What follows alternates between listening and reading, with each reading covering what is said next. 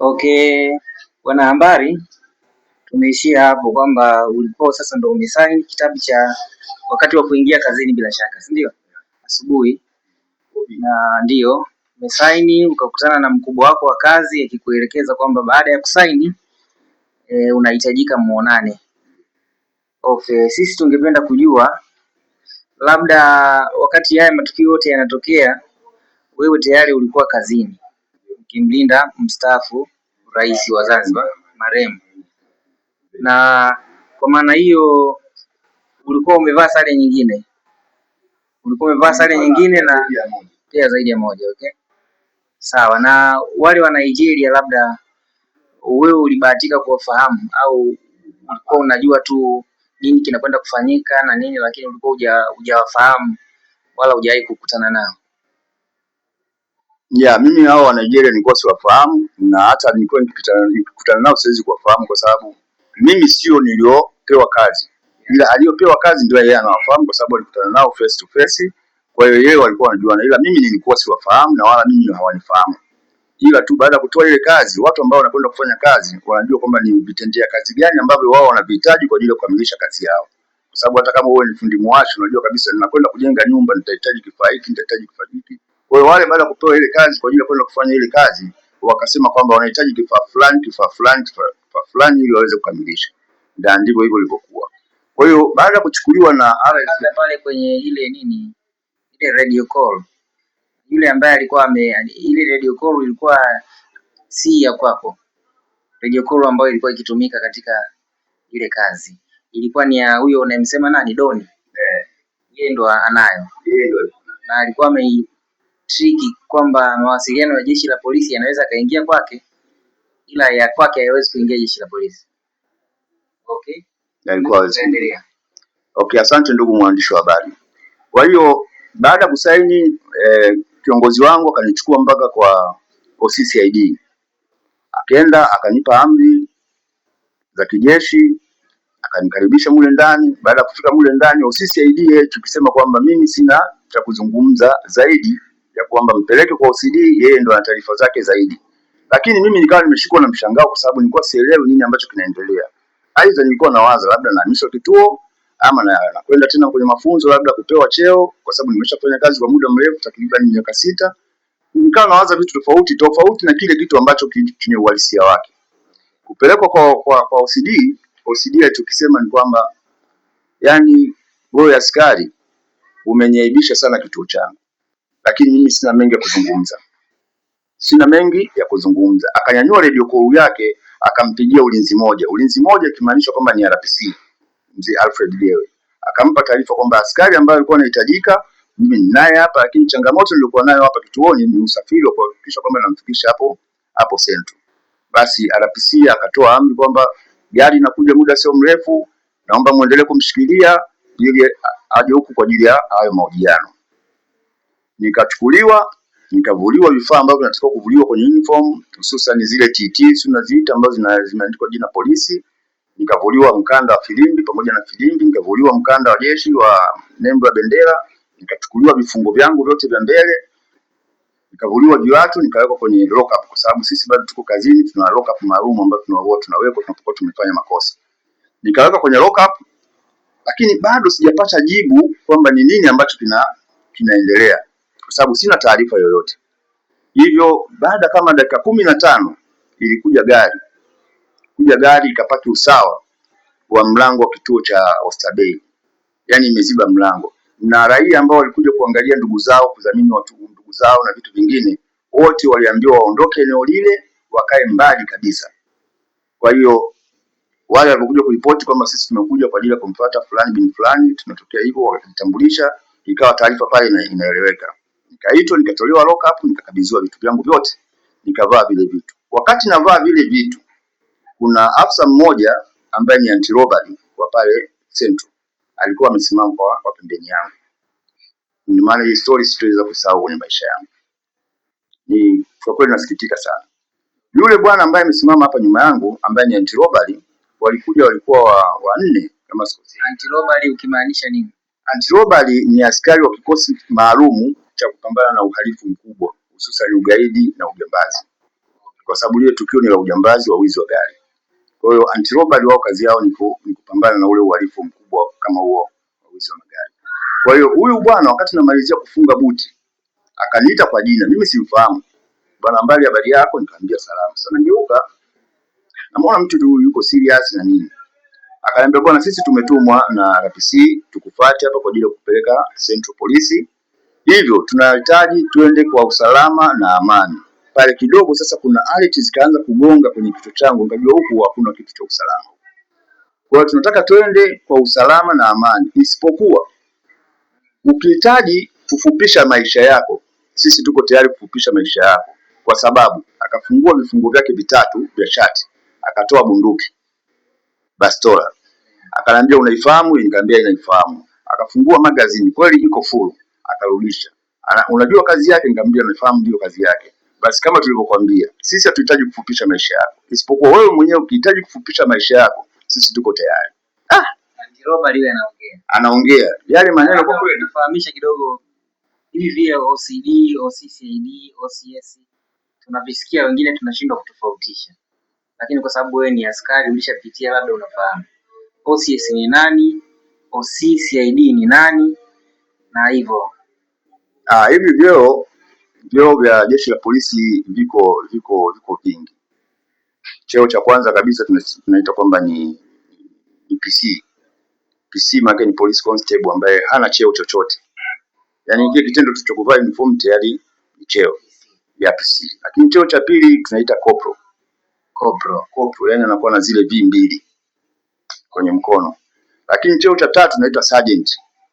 Sergeant anakuwa na V3. Kwa hiyo huyu sergeant anaweza kuwa ni mkuu wa kituo ili vituo vidogo vidogo. Sasa kuanzia level ya sergeant anaweza kukabidhiwa kituo na akaanza kuendeleza na akasimamia askari ambao wako pale. Lakini kutoka sergeant tuna cheo kinachofuata tunaita major. Major ni anakuwa na zile V3 pamoja na nembo ya mwenge juu ya zile V3. Baada ya major kuna assistant inspector. Assistant inspector ni yule askari ambaye ana nyota moja, ni afisa mkaguzi, anakuwa na nyota moja. Lakini cheo kinachofuata ni full inspector. Full inspector ni yule askari ambaye ana zile nyota mbili. Huyu tunaita ni full inspector. Hao wote wanaweza kuwa ni wakuu wa vituo, yani maanisha wanaweza kuwa maofisa kwenye vituo vidogo vidogo. Lakini cheo cha tatu tunaita assistant superintendent. Assistant superintendent ni yule askari ambaye ana nyota 3 juu ya mabega yake. Naye pia anaweza kuwa mkuu wa kituo, lakini pia anaweza kuwa mkuu wa upelelezi katika kituo. Lakini cheo cha kinachofuata ni senior superintendent, kwa maana kwamba anakuwa na ile nembo ya mwenge pamoja na nyota pembeni. Na kinachofuata hapo ni assistant commissioner. Cheo cha assistant commissioner, huyu tunasema ni askari mkubwa ambaye anaweza kapewa hata mkoa wa kumiliki kama kamanda wa mkoa wa jeshi la polisi. Yes. Lakini cheo kinachofuata ni senior commissioner. Senior commissioner ni yule askari ambaye ana nembo ya Adamu na Hawa pamoja na nyota. Naye pia anaweza kukabidhiwa mkoa kama kuwa kamanda wa polisi wa mkoa. Lakini cheo cha mwisho tunakiita ni IGP, Inspector General of Police, ambaye yeye atakuwa na Adamu na Hawa, atakuwa na mwenge pamoja na nyota moja. Hicho ndio cheo cha mwisho katika jeshi la polisi. Okay, kwa hiyo tukizungumzia OCD, OCCID, OCS, unaweza kutafsiria hasa hivi vyeo ni OCS ni nani? OCCID ni nani? Ndio hicho nilikuwa nakusudia kuuliza. Okay.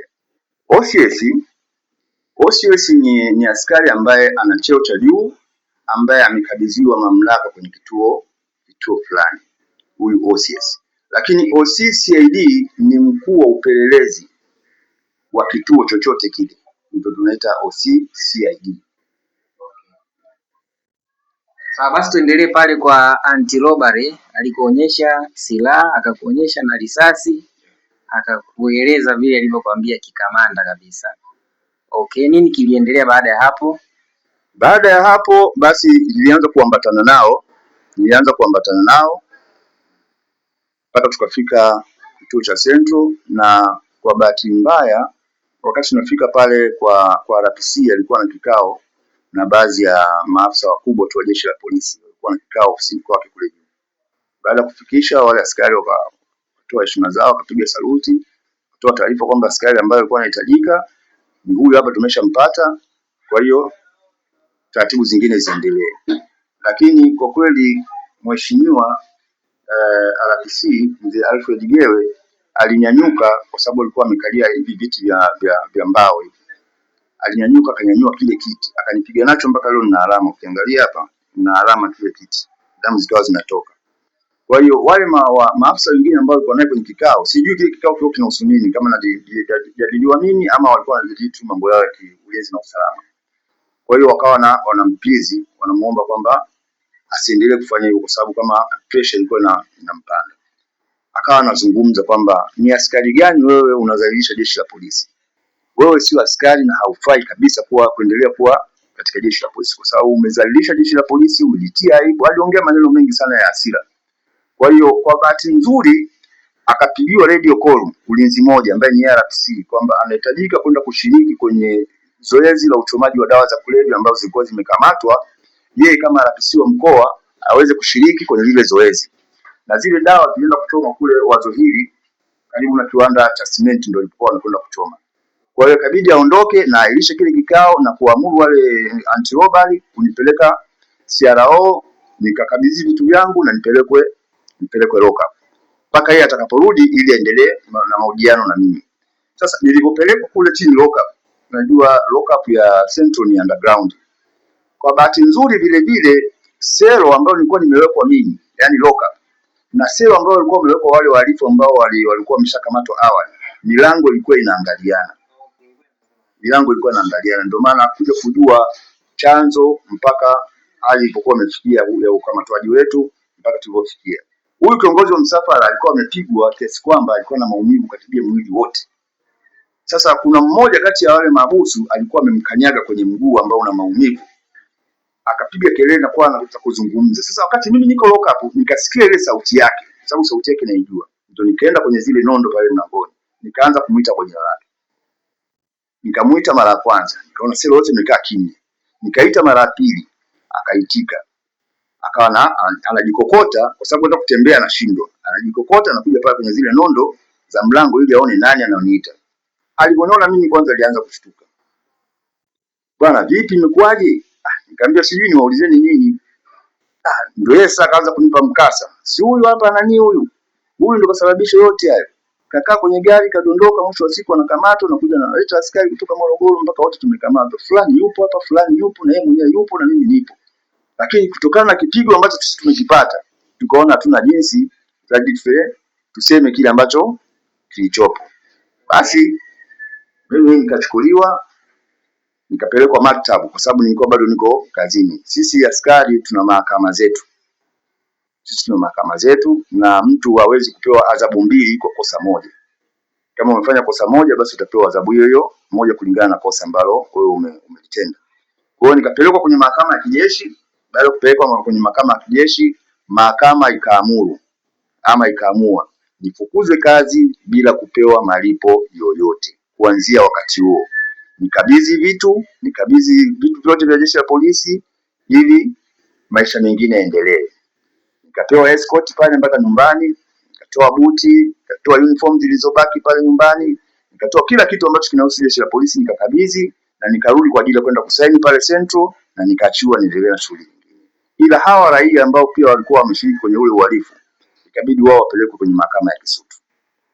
Lakini katika kupelekwa kwao kwenye mahakama ya Kisutu, mimi nikawa kama upande wa ushahidi, kutoa ushahidi kutokana na ile tukio ambalo limetokea kuhusiana na wale raia. Kwa sababu mimi tayari nilishahukumiwa, nishafukuzwa kazi. Ina maana kwamba ni raia tena, sio askari.